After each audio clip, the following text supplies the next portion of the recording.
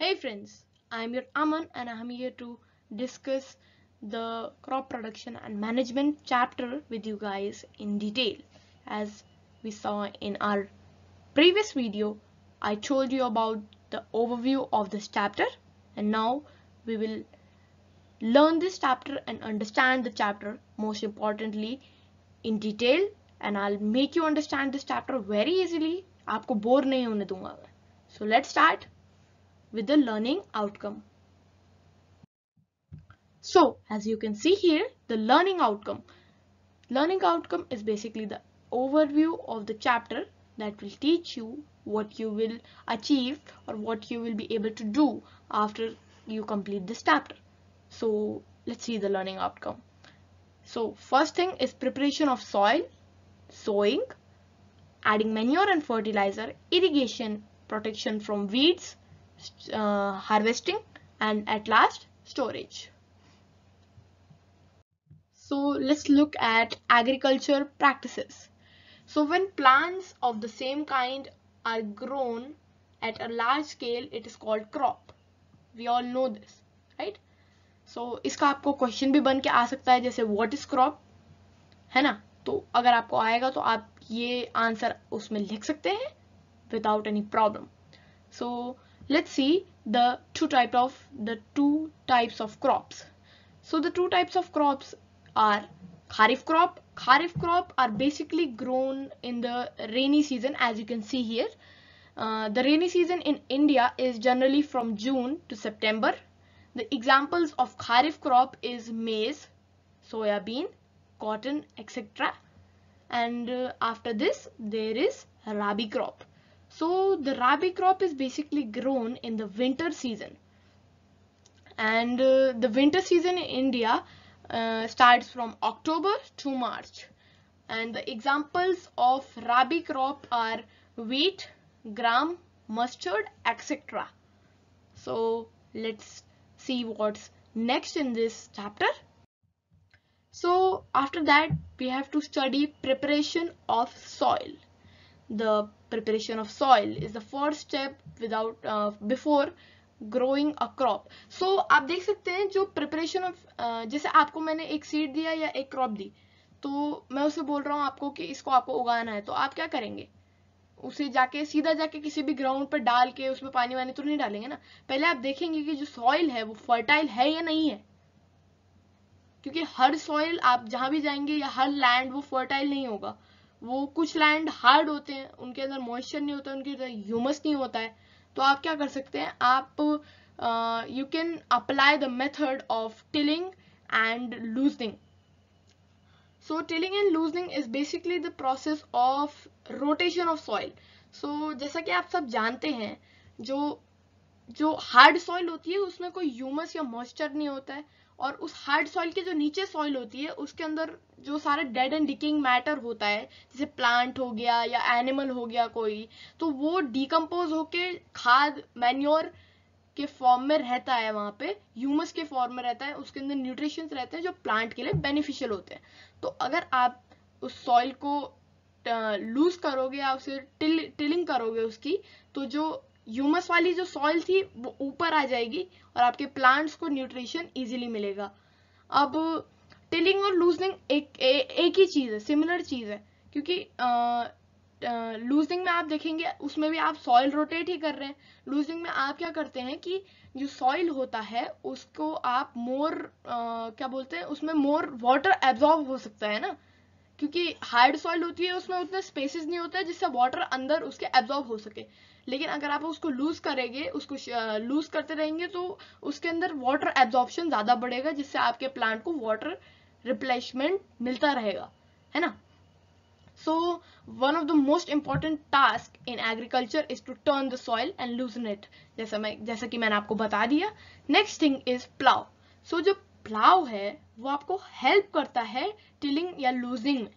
सो tilling और loosening अभी भी फार्मर्स इस प्लाव का यूज करते हैं. आजकल मॉडर्न मेथड आ गए हैं, तो ट्रैक्टर से प्लाव को ज्वाइन कर दिया गया है एज अ कल्टीवेटर. उसको हम अभी थोड़ी देर में पढ़ेंगे, पहले हम देख लेते हैं प्लाव को. सो जो प्लाव है, जैसा कि आप डायग्राम में यहाँ पे देख सकते हैं, जो बीम होती है प्लाव की, यहाँ बीम इस वाले प्लाव में नहीं है लेकिन रहती है वैसे प्लाव में। सो उस बीम पे आप जो बुल, हॉर्स या फिर कैमल होता है उस वो अपना नेक रखता है और उससे एफर्ट लगा के उसे पुश करता है, जिससे प्लाव शेयर जो शार्प पार्ट होता है प्लाव का वो सॉइल के अंदर रहता है और सॉइल को टिल करता है, खींचता है, मतलब उसे सॉइल को रोटेट करता है, जिससे आपका लूजनिंग का काम इजी हो जाता है ना। और एक फार्मर 2 बुल्स या 2 कैमल या 2 ऑक्स की मदद से इसे इजीली कर सकता है। सो जो नेक्स्ट थिंग आती है वो है हो। सो हो भी एक तरह से आपको हेल्प करता है टिलिंग और लूजनिंग में। हो is a simple tool which is used for removing weeds and loosening the soil. As I told you, it's just like plow, right? क्योंकि प्लाव में आप 2 बीम रहती हैं, जो मेन रॉड रहती है उसे आप क्या कहते हैं, प्लाव शाफ्ट कहते हैं, और जो शार्प पॉइंट होता है जो सॉइल के अंदर रहता है उसे क्या कहते हैं, प्लाव शेयर, राइट? तो अब एक बार हम हो के डायग्राम पे नजर मार ले। सो हो के डायग्राम पे आप यहाँ देख सकते हैं है ग्रिप, फिर है हैंडल, और यहाँ देख सकते हैं बीम जहां लिखा है वहां पे आपके जो एनिमल है उनकी मदद से आप इसे पुश कर सकते हैं, राइट? और फिर है बेंड प्लेट जो सॉइल के अंदर रहती है, जो सॉइल को लूज करती है, जिससे एडवांटेजेस मैं आपको बता चुका हूं, है ना। अब एक और चीज है कि हमें सॉइल को लूज करने की क्या जरूरत है। ये भी तो हो सकता है कि जो प्लांट है वो अपनी रूट्स इतनी कर ले, नीचे तक रूट्स ले आए सॉइल तक, लेकिन तब क्या होगा कि जो प्लांट्स की रूट है वो ज्यादा बड़ी हो जाएंगी और रूट्स ढंग से क्या नहीं कर पाएंगी, ऑपरेट नहीं कर पाएंगी। तो जितना कम वो ग्राउंड के अंदर रहेगा उतना हमारे लिए फायदा है ना। और हमने हो पढ़ लिया, ये सब पढ़ लिया। इसके बाद हम देखते हैं कल्टीवेटर को। सो हम देख सकते हैं यहाँ पे cultivator. Cultivator, nowadays plowing is done by tractor driven cultivator. The use of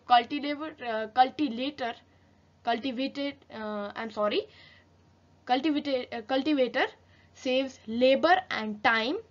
अब जो कल्टीवेटर है उसको आप देख सकते हैं कि जैसे मैंने आपको बताया था कि जो प्लाव है हमारा, जो प्लाव वो आजकल की मॉडर्न टेक्नोलॉजी की मदद से उसे हमने हमारे ट्रैक्टर्स में ज्वाइन कर दिया है, जिसकी वजह से कोई भी फार्मर उस ट्रैक्टर को ड्राइव करेगा तो जो आपकी जो सॉइल है वो आसानी से लूजन हो जाएगी और टाइम भी बचेगा फार्मर्स का, और वो काम बहुत एफिशिएंटली होगा, बहुत एक्यूरेसी से होगा, राइट? तो अब हम देखते हैं नेक्स्ट क्या है। सो नेक्स्ट हमारा टॉपिक आता है सोइंग ऑफ सीड्स। अब इमेजिन कीजिए कि हर जो सीड आपको मिलता है किसी भी फ्रूट से, किसी भी मतलब जो भी सीड्स आते हैं, हर सीड्स एकदम अच्छे हेल्दी सीड्स नहीं होते। तो आप कैसे सिलेक्ट करोगे कि सीड्स जो हैं कौन सा सीड अच्छा है और कौन सा सीड मतलब अच्छा नहीं है, उतना एफिशिएंट नहीं है। सो you can do one thing, take a beaker full of water and put some seeds in it, and you will notice one thing that some seeds sink in the water and the other seeds float on the water. So I will tell you the reason for this. Because the seeds that sink are heavy, because they have something in them, right? They have the embryo in them, that's why they are heavier and they sink.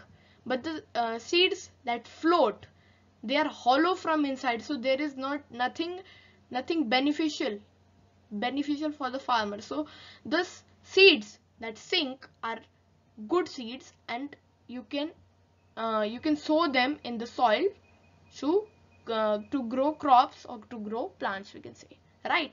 सो यहाँ पे हमारा जो selection of the seeds है इसको मैंने आपको समझा दिया है। ये आपकी बुक में एक एग्जाम्पल के तौर पे भी है, आप उसे चेक कर सकते हैं।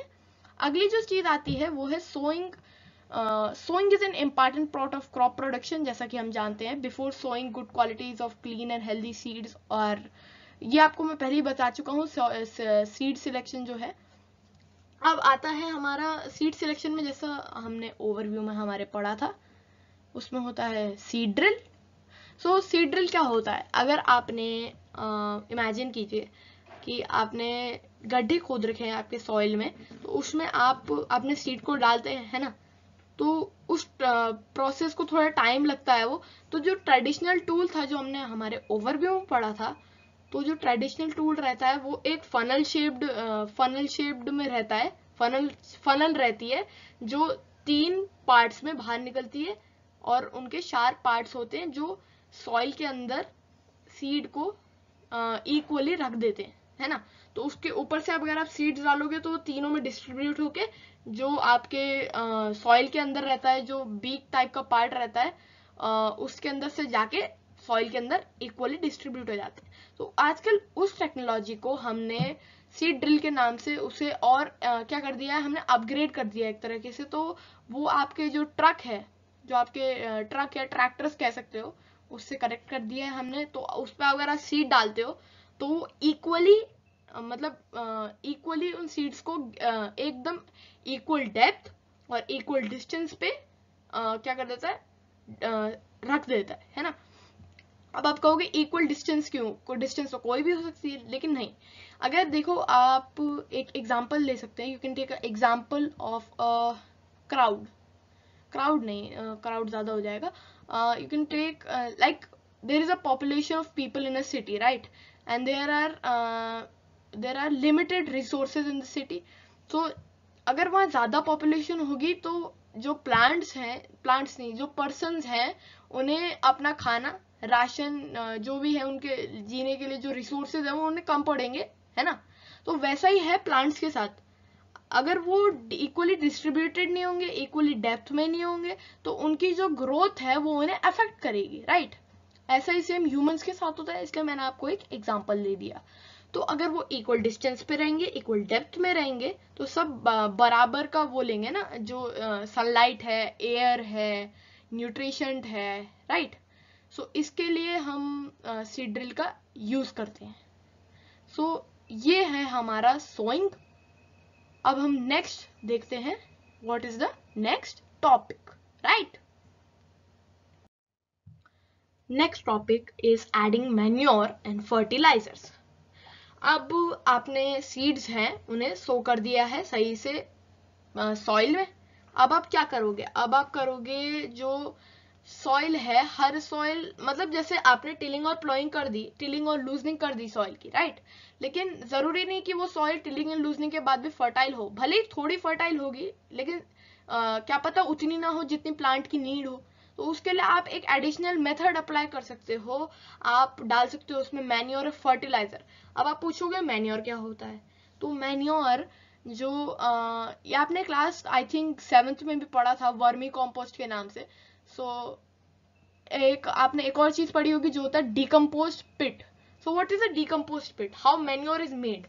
सो there is a hole dug, जो एक गड्ढा खोदा जाता है, उसके अंदर आप सारा जो डेड एंड डिकेइंग मैटर होता है, प्लांट हो गया, एनिमल वेस्ट हो गया, वो सारा आप रखते हो। वो यू कैन सी दैट 1-2 हफ्ते बाद वो जो सारा वेस्ट होता है वो डिकम्पोज होके मैन्योर के फॉर्म में, खाद के फॉर्म में ट्रांसफॉर्म हो जाता है। और उस चीज को आप अपने जो सॉइल होता है, जो आपका सॉइल होता है, उस पर आप यूज कर सकते हो, है ना, ताकि आपका जो सॉइल है वो ज्यादा फर्टाइल हो, है ना, वो ज्यादा फर्टाइल हो, ताकि आपके प्लांट्स की ग्रोथ अच्छी हो। वो आपको न्यूट्रिएंट्स प्रोवाइड करेगा, है ना, आपकी सॉइल को अच्छे से रिप्लेनिश कर देगा, जिससे आपकी सॉइल और फर्टाइल होगी और आपके प्लांट्स को बेनिफिट होगा, है ना। अब मैन्योर कह सकते हो आप, ऑर्गेनिक है तो उसके आपको डिसएडवांटेज, तो उसके आई डोंट थिंक सो उसके डिसएडवांटेज कोई है, क्योंकि वो टोटली ऑर्गेनिक है और आपकी खाद आपके सॉइल को क्या करता है, फर्टाइल भी करता है। अब नेक्स्ट थिंग है यहाँ पे एडिंग मैन्योर एंड फर्टिलाइजर्स। सो जो फर्टिलाइजर्स है, फर्टिलाइजर्स में आप देख सकते हैं कि जो फर्टिलाइजर है वो मैनमेड है, उसे आप फैक्ट्रीज में बनते हुए देख सकते हैं। जैसे हो गया एग्जाम्पल है यूरिया हो गया, फॉस्फेट हो गया। तो ये जो एग्जाम्पल है फर्टिलाइजर्स के, ये भी आपकी हेल्प करते हैं सॉइल को फर्टाइल करने में, लेकिन एक्सेसिव यूज ऑफ फर्टिलाइजर्स आपको लीड करते हैं वाटर पॉल्यूशन में। और अगर आप ज्यादा भी फर्टिलाइजर्स एक तरह से केमिकल्स ही तो है, उन्हें ही तो यूज कर रहे हो आप। ज्यादा अगर अपने फर्टिलाइजर्स को सॉइल पे यूज करोगे तो क्या पता वो फर्टाइल का मतलब वो सॉइल को इफेक्ट करे, ज्यादा कहीं पॉइजनस तो नहीं हो जाएगा कोई प्लांट, ऐसा भी हो सकता है, राइट। अब क्या होता है, ज्यादा अगर आप फर्टिलाइजर्स यूज करते हो तो फर्टिलाइजर जैसे आपने ज्यादा यूज किए तो ऐसा जरूरी नहीं है कि सारा फर्टिलाइजर आपकी सॉइल पे यूज हो ही हो। क्या पता हो सकता है कि वो फर्टिलाइजर वाटर में क्या होता है डिसॉल्व होके रिवर्स पे जा रहा हो और वाटर पोल्यूशन क्रिएट कर रहा हो, ऐसा भी तो हो सकता है। जाकि मैन्योर से अगर इसे कंपेयर किया जाए तो मैन्योर जो मैन्योर है वो टोटली ऑर्गेनिक है, वो कोई हार्म नहीं करता है किसी भी इन्वायरमेंट को, ठीक है। तो ये हमने एक आपको बता दिया what is adding manure and fertilizers. Let's move on. Next thing is some more important points, थोड़े और कुछ इंपॉर्टेंट पॉइंट्स मैं आपको बताता हूँ एडिंग मैन्योर एंड फर्टिलाइजर्स के बारे में। So as you can see, when farmers add manure to the fields to replenish the soil with nutrients, this process is called manuring. अब जब जैसे मैन्योर आपके पास है, अगर उस प्रोसेस को अगर आप जैसे मैन्योर को आप सॉइल पे ऐड करते हो ना तो उसे मैन्योरिंग कहते हैं। In English, when farmers add manure to the fields to replenish the soil with nutrients, this process is called manuring. Next, manure is an organic substance obtained from decomposition of plant and animal waste. ये मैंने आपको पहले ही बता चुका हूँ। जो manure होता है वो एक ऑर्गेनिक सब्सटेंस होता है जो डिकम्पोज होता है प्लांट और एनिमल वेस्ट से, right. So the next point is fertilizers are chemical which are rich in particular nutrients. Fertilizers are produced in factories. Some examples are urea, ammonium sulfate, superphosphate. Right, ये मैं आपको पहले बता चुका हूँ। इसके एग्जांपल्स थोड़े और हैं यहाँ पे, urea, ammonium sulphate and super phosphate. अब हम देखते हैं नेक्स्ट अपने पॉइंट को। अब जो नेक्स्ट पॉइंट है हमारा वो मैंने डिफरेंशिएट किया है मैन्योर और फर्टिलाइजर्स को, इनका डिफरेंस देखने के लिए। तो आप देख सकते हैं यहाँ पे लिखा है manure is a natural substance obtained by the decomposition of cattle dung and plant residues. Residues plant और animal का waste या फिर dead and decaying matter आप कह सकते हो उसे, है ना। और on the other hand हमारे पास है fertilizers. Fertilizers is a man-made inorganic salt. Fertilizer is a man-made inorganic salt है वो। अब नेक्स्ट चीज है हमारे पास manure. Manure can be prepared in fields, fertiliser is prepared in factories. Manure fields में बनता है, फर्टिलाइजर का बनता है फैक्ट्रीज में बनता है। Manure provides a lot of humus to the soil. Manure provides a lot of humus to the soil, fertilizer do not provide humus to the soil. अब यहाँ एक चीज नोटिस करने वाली है कि मैन्योर जो है वो सॉइल को ह्यूमस भी प्रोवाइड करता है, क्योंकि वहां पे अर्थवॉर्म्स वगैरह रहते हैं जो उसका काम करते हैं, टिलिंग एंड लूजनिंग का, उसको फर्टाइल बनाते हैं। और on the other hand fertilizers उसमें ह्यूमस ऐड नहीं कर पाते, है ना। अब है manure is less relatively rich in plant, on the other hand fertilizers are very rich in plant nutrients like nitrogen, nutrients, phosphorus and potassium. अब यहाँ पे मैन्योर का एक डिसएडवांटेज आप कह सकते हो, डिसएडवांटेज है उसमें जो फर्टिलाइजर्स में जैसे है नाइट्रोजन रहता है, न्यूट्रिएंट्स तो भली मैन्योर में भी रहते हैं लेकिन उसमें थोड़े केमिकल्स भी रहते हैं जो प्लांट की ग्रोथ पे काफी इफेक्ट डालते हैं, जैसे फॉस्फोरस एंड पोटेशियम। ये मैन्योर में नहीं रहते हैं, राइट। तो ये मैंने आपको डिफरेंस बता दिया इन दोनों के बीच में। आप चलते हैं नेक्स्ट पॉइंट पे। नेक्स्ट पॉइंट है इरिगेशन। अब ये थोड़ा इंटरेस्टिंग पार्ट है irrigation. All living beings need water to live. Water is an important for proper growth and development. जैसे कि आप सब जानते हैं हर लिविंग चीज को वाटर चाहिए सरवाइव करने के लिए। विदाउट वाटर वो चीज ज्यादा दिनों तक सरवाइव नहीं कर सकती है ना। Same applies to plants. Plants को भी ग्रो होने के लिए, लिव करने के लिए वाटर चाहिए होता है as an essential source. Now next point is water is essential because germination of seeds does not take place under dry conditions. Nutrients dissolved in water are transported to each part of the plant. अब जो water essential plants के लिए किस लिए होता है इसलिए होता है क्योंकि जो जर्मिनेशन होता है सीड्स का, जर्मिनेशन ऑफ सीड यानी कि जब वो सीड ग्रो होके पौधा बनता है, उस टाइम पीरियड के बीच में उसे बहुत सारी चीजें चाहिए होती है, जैसे होता है सनलाइट होता है, उसमें वाटर भी रहता है, एयर भी रहता है और न्यूट्रिशंस भी रहते हैं, राइट। सो ये सब चीजों में वाटर भी आता है, तो हमें प्लांट को, सीड को वाटर चाहिए जर्मिनेट करने के लिए, है ना। और वाटर उसके डिफरेंट डिफरेंट पार्ट्स में क्या होता है, डिस्ट्रीब्यूट होता है, ताकि हर पार्ट में वाटर सप्लाई होता रहे। ये काम किया जाता है स्टेम की वजह से, राइट। सो अब हम अगले पॉइंट पे जाते हैं, जो है हमारा sources of irrigation. The sources of water for irrigation are wells, tube wells, I'm sorry, pardon me, wells, tube wells, ponds, lakes, rivers, dams and canals. अब जो सोर्स होता है वाटर का, यानी कि वाटर कहाँ से आता है, वाटर आता है, एक तो आता है वेल से आता है, राइट, वेल से आता है, ट्यूबवेल से आता है, पॉन्ड से आता है, लेक से आता है, रिवर से आता है, डैम से भी आता है और कैनाल से भी आता है, राइट। ये सब रिसोर्सेज हमने देख रखे हैं, इनमें से कुछ देख रखे हैं, जैसे lakes, ponds, river, dams, right. Moving to the next point. अब जो मेथड्स होते हैं इरिगेशन के, दो टाइप के मेथड हैं। एक है ट्रेडिशनल मेथड जो लोग पुराने जमाने में उन्हें यूज करते थे, और एक है मॉडर्न मेथड जो अभी अप्लाई होते हैं। उन्हें हम डिस्कस करते हैं, ब्रीफली डिस्कस करेंगे। सो चलिए पहले चलते हैं ट्रेडिशनल मेथड पे। जो ट्रेडिशनल मेथड ऑफ इरिगेशन है, उसमें the water is available in wells, lakes and canals and is lifted up by different methods in different regions for taking it to the fields. अब जो traditional method है उसमें पहले पानी तो रहता था, वेल्स में भी रहता था, लेक्स में भी रहता था और कैनाल्स में भी रहता था। वो लिफ्ट किया जाता था, किससे, रस्सी से या पुली से उसको आप पुल करते थे। तो ये सारा काम डिफरेंट रीजन में डिफरेंट डिफरेंट तरीकों से किया जाता था। कैटल और ह्यूमन लेबर, जो ह्यूमन लेबर है यूज होती थी इन मेथड में, जो मेथड है उनमें यूज होती थी, तो इसलिए ये जो मेथड्स है वो चीपर है as compare to modern technology. यहाँ पे टेक्नोलॉजी यूज होती है, यहाँ कोई ह्यूमन यूज नहीं होता है, तो यहाँ पे जो थोड़ा काम करने का प्रोसेस है वो उतना चीप नहीं है ना, as compare to the traditional method, क्योंकि वहाँ ह्यूमन लेबर यूज होती थी। अब चलते हैं हमारे नेक्स्ट पॉइंट पे।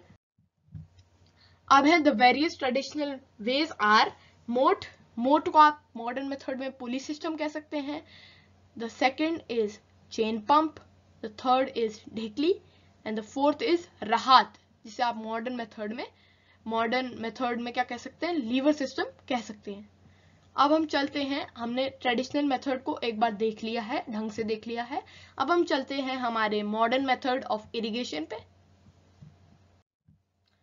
So the modern method of irrigation, इसके अंदर दो चीजें रहती हैं, दो सब पार्ट्स रहते हैं, जिन्हें हम कह सकते हैं sprinkler system and drip irrigation.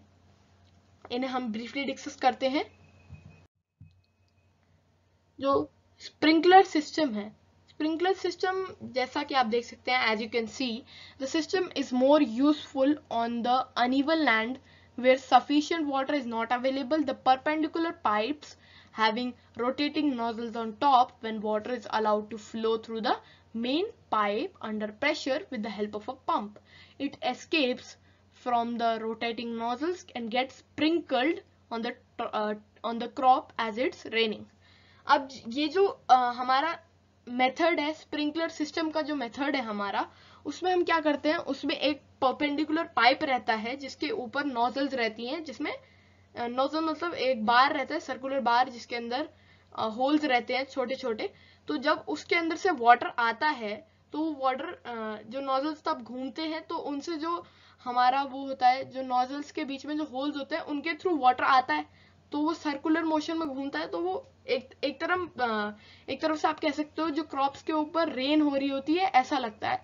तो वो वाटर को एकदम इक्वली डिस्ट्रीब्यूट करता है आपके प्लांट्स को, है ना। सो ये हमारा मेथड हो गया स्प्रिंकलर सिस्टम का मेथड। अब हम नेक्स्ट चीज देखते हैं, ड्रिप इरिगेशन को। अब जो ड्रिप इरिगेशन है, in this system the water falls drop by drop directly near the roots, so it's called drip system. It is the best technique for watering fruit plants, gardens and trees. Figure number 1.5 आप देख सकते हैं अपनी book में, and इसमें कोई भी water waste नहीं होता है, राइट। अब जो ड्रिप इरिगेशन है ये एक ऐसा सिस्टम है जहाँ पे ये आप वहां यूज कर सकते हो बेसिकली जहां आपको वाटर की शॉर्टेज हो, आप वाटर को वेस्ट बिल्कुल भी करने का रिस्क नहीं ले सकते, तो वहां आप यूज करते हो ड्रिप सिस्टम को। तो यहाँ क्या होता है, जो आपका वाटर एक लिमिटेड वाटर है, आपके पास वाटर शॉर्टेज है, तो आप वाटर को इन पाइप्स के थ्रू सीधा, ये पाइप्स कहाँ रहती है, अंदर रहती है प्लांट्स की रूट्स के पास, ताकि जो वाटर सप्लाई हो वो डायरेक्टली प्लांट्स की रूट पे जाके जाए, रूट्स पे आए, और कोई भी वाटर वेस्ट ना हो, जिससे आपकी वाटर, अगर आपकी वाटर की कमी भी है तो भी आप उसको अपने प्लांट्स पे यूज कर सको, है ना। और अगर आपको और इसके लिए आपको एक और चीज चेक करनी होगी कि पाइप्स वगैरह में लीकेज तो नहीं है, क्योंकि ये आपको एक बहुत बड़े डिसएडवांटेज पे लीड कर सकता है, राइट। सो जो ड्रिप इरिगेशन है इसको आप यूज करते हैं जब आपकी इसको आप यूज कर सकते हैं जब आपके पास वाटर शॉर्टेज हो। ये मैंने डिस्कस कर दिए हैं मॉडर्न मेथड्स ऑफ इरिगेशन, जो है 2 sprinkler system and drip irrigation. अब चलते हैं हमारे नेक्स्ट पॉइंट पे। जैसा कि आप देख सकते हैं, the next point is protection from weeds. अब जो वीड्स है ये मैंने आपको हमारे ओवरव्यू के वीडियो में बताया था, ये हमारे लिए एक नया कॉन्सेप्ट है, तो इसका कॉन्सेप्ट पढ़ते हैं। What is weeds? So weeds आपने देखा होगा, आपकी मम्मी या फिर आपकी दादी वो करती है ना, जो बाहर आपका गार्डन रहता है या आपका किचन गार्डन रहता है, उसमें जो घास के आसपास कुछ पौधे आ जाते हैं, जिन पौधों के आपने सीड्स नहीं लगाए होते हैं, जो आ जाते हैं, उनको हटाती हैं। क्यों? क्योंकि वो पौधे आपने तो लगाए नहीं है बेसिकली, और वो आपके जो प्लांट्स हैं उनको क्या करते हैं, उनसे फाइट करते हैं for sunlight, water and nutritions and air, क्योंकि उन्हें भी तो उतना ही वाटर, सनलाइट चाहिए, एयर चाहिए, जितना दूसरे प्लांट्स को है ना। तो इसकी वजह से आपके प्लांट्स को क्या हो सकता है, आपका प्लांट वीक हो सकता है, इसलिए जो वीड्स हैं इन्हें हटाते हैं हम, राइट, ताकि आपका जो प्लांट है वो हेल्दी रह सके। As you can see in a field many other undesirable plants may grow naturally along with the crop. These undesirable plants are called weeds, right? In field many जो field होता है उसमें बहुत सारे अनडिजायरेबल प्लांट्स होते हैं जो ऐसे उग जाते हैं, उन्हें हम वीड्स कहते हैं। ये मैंने आपको समझा दिया। जो नेक्स्ट चीज है, the removal of weed is called weeding. अब जो हम वीड्स को हटाते हैं उसे क्या कहते हैं, हम वीडिंग कहते हैं, राइट, कॉमन सेंस। नेक्स्ट चीज is weeding is necessary since weeds compete with crop plants for nutrition, space and sunlight, है ना, and air, thus they affect the growth of the crop। ये मैंने आपको बताया अभी, जो वीडिंग है ये नेसेसरी होती है क्योंकि जो वीड्स है ये फाइट करते हैं आपके प्लांट को water, nutrition, space and light के लिए।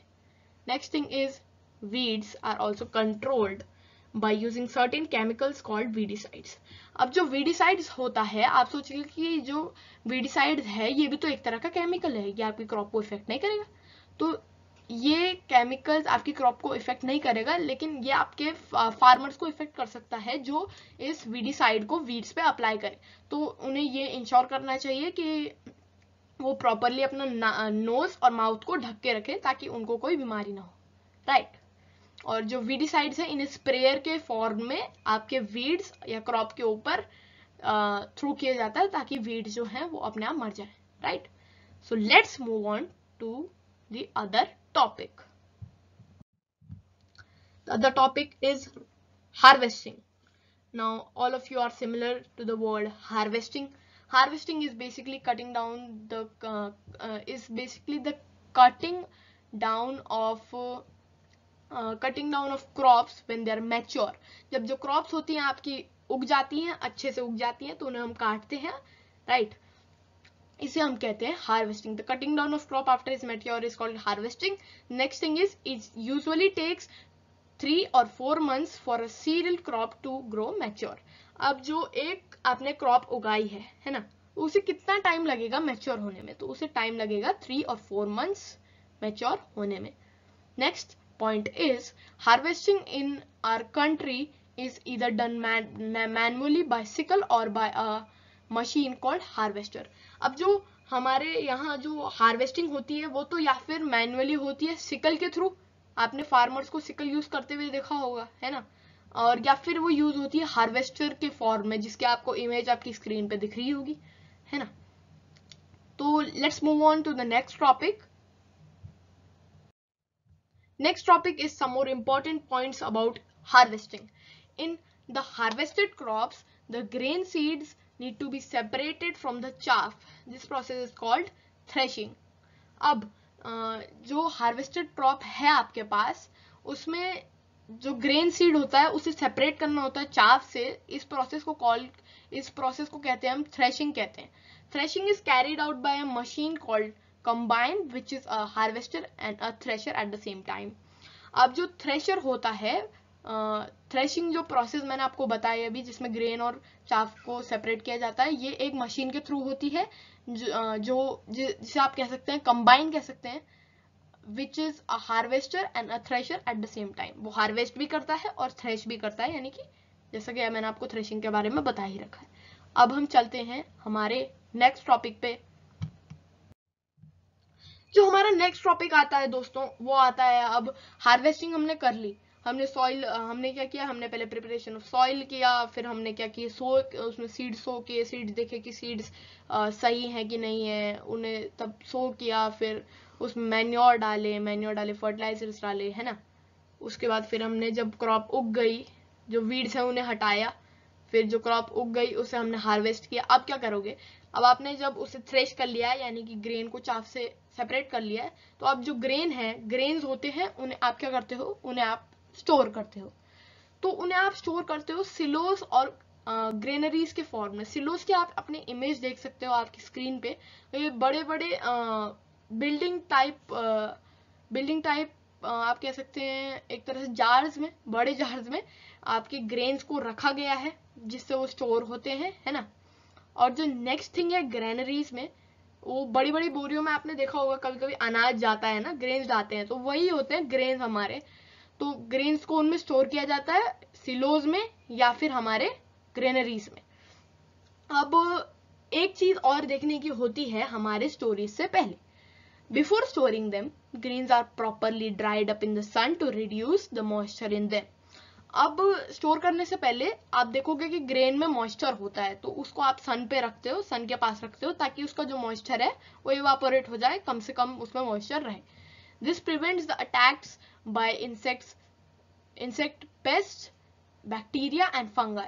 अब इसको करने से आपको क्या फायदा मिलेगा, इससे फायदा मिलेगा हमको कि आपकी जो ग्रेन है उस पे अटैक से आप उसे प्रिवेंट कर सकते हो, फंजाई के अटैक से, क्योंकि फंजाई भी आप देखोगे तो मॉइस्चर पे ही आता है. आपको ब्रेड का एग्जांपल पता ही होगा, है ना. अब उससे पेस्ट भी आपकी ग्रेन्स पे अटैक नहीं करेंगे. इससे आपको अपनी ग्रेन को प्रोटेक्ट करने का भी एक मौका मिलता है. नेक्स्ट थिंग है large scale storage of crops in grains is called silos and granaries. मैंने आपको बता दिया है, जब लार्ज स्केल में ग्रेन्स को स्टोर किया जाता है तो उन्हें आप कहते हो सिलोज एंड ग्रेनरीज. सो अब हम देखते हैं हमारे नेक्स्ट टॉपिक को. सो गाइज, टॉपिक तो आपको भी बचा नहीं है, मैंने आपको सब बता दिया है इस पूरे चैप्टर के बारे में जो आपको पता होना चाहिए. अब हम करेंगे इसे समराइज कि हमने क्या क्या पढ़ा, हमने क्या क्या चीज सीखी, उसे हम समराइज करेंगे. सो अब हम स्टार्ट करते हैं प्रिपरेशन ऑफ सॉइल से.